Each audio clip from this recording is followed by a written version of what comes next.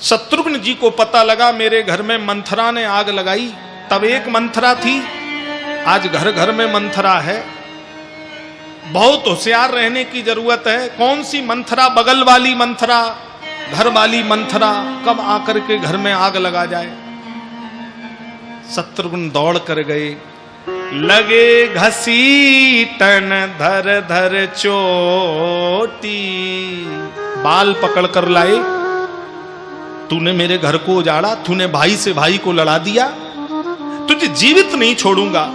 किसी ने भरत जी से कहा जल्दी जाओ कहीं शत्रुघ्न मंथरा को मार ना डालें। भरत जी दौड़ करके गए, शत्रुघ्न को रोते हुए देखा तो भरत ने हाथ जोड़ कर कहा, भरत जी बोले शत्रुघ्न भैया छोड़ दो इसे, ना अपराध होता है, स्त्री पर हाथ नहीं छोड़ना चाहिए, इसे छोड़ दो भैया ये दोषी है। भरत ने कहा नहीं शत्रुघ्न, मंथरा दोषी नहीं है, ये निर्दोष है, इसे छोड़ दो।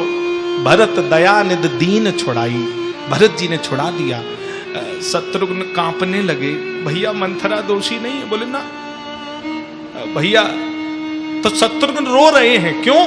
शत्रुघ्न को लगा कि मंथरा दोषी नहीं है तो कहीं मेरी मां कैकेयी दोषी सिद्ध न हो जाए, क्योंकि कैकेयी को राम और शत्रुघ्न सबसे ज्यादा प्रेम करते हैं। तो एक बेटा तो मां कैकेयी के लिए वन चला गया और एक बेटा राजभवन में रो रहा कि कहीं मेरी मां दोषी ना निकल आए।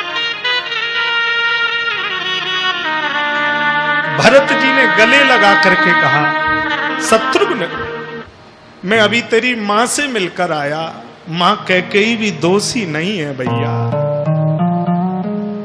शत्रुघ्न ने कहा मां दोषी नहीं है। बोले ना, तो धनुष बाण हाथ में लिया, कौन दोषी है एक बार बता दो, पाताल में भी छिपा होगा मैं जीवित नहीं छोड़ूंगा। भरत जी ने कहा सबसे बड़ा दोषी मैं तेरे सामने ला रहा हूं, तुझे अपने हाथ से शत्रुघ्न से मृत्यु दंड देना है। और इतना कहकर भरत जी घुटने के बल सिर झुका करके बैठ गए। बोले सबसे बड़ा दोषी ये भरत है शत्रुघ्न।